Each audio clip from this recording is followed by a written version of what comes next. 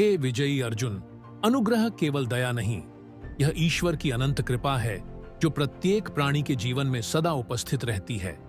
यह वह शक्ति है जो तुम्हें तुम्हारी क्षमताओं से परिचित कराती है और तुम्हें हर बाधा पार करने का सामर्थ्य देती है। जैसे सूर्य अपने प्रकाश से अंधकार को समाप्त करता है, वैसे ही अनुग्रह अज्ञान को मिटाता है और आत्मा को उजागर करता है।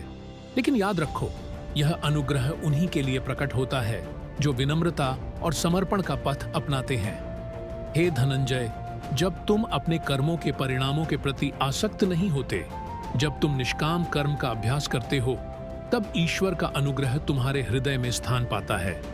अनुग्रह का अनुभव तभी होता है जब तुम अपना अहंकार त्याग कर ईश्वर के प्रति समर्पित होते हो। हे कौन्तेय, देखो, यह संसार, यह जो कुछ भी है, मेरे अनुग्रह का ही परिणाम है।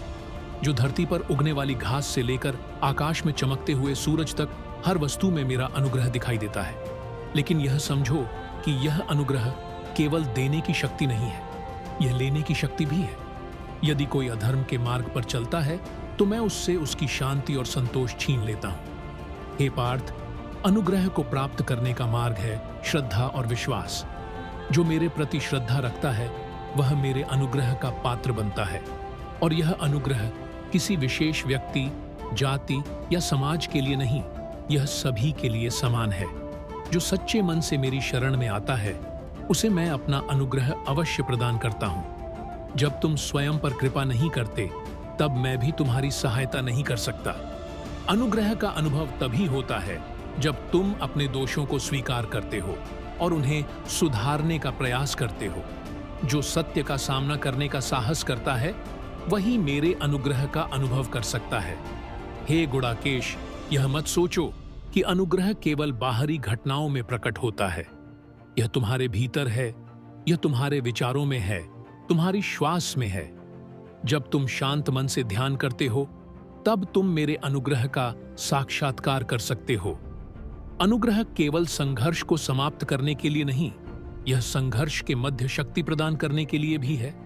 जब तुम कठिनाइयों से घिर जाओ तो मेरे अनुग्रह का स्मरण करो, मैं सदा तुम्हारे साथ हूं। हे अर्जुन, यह संसार अनुग्रह के बिना अधूरा है। यह अनुग्रह ही है जो तुम्हें तुम्हारे उद्देश्य की ओर ले जाता है। इसलिए अपने हृदय को खोलो, विनम्र बनो और मेरे अनुग्रह को स्वीकार करो। तब तुम देखोगे कि तुम्हारे जीवन में क्या क्या परिवर्तन आते हैं। याद रखो, मेरा अनुग्रह असीम है। यह तुम्हें उस शिखर पर ले जाएगा जहां से तुम सत्य, ज्ञान और आनंद का अनुभव करोगे। लेकिन इसके लिए तुम्हें अपने कर्म करते रहना होगा और अपने मन को स्थिर रखना होगा। अब उठो, कर्म पथ पर आगे बढ़ो।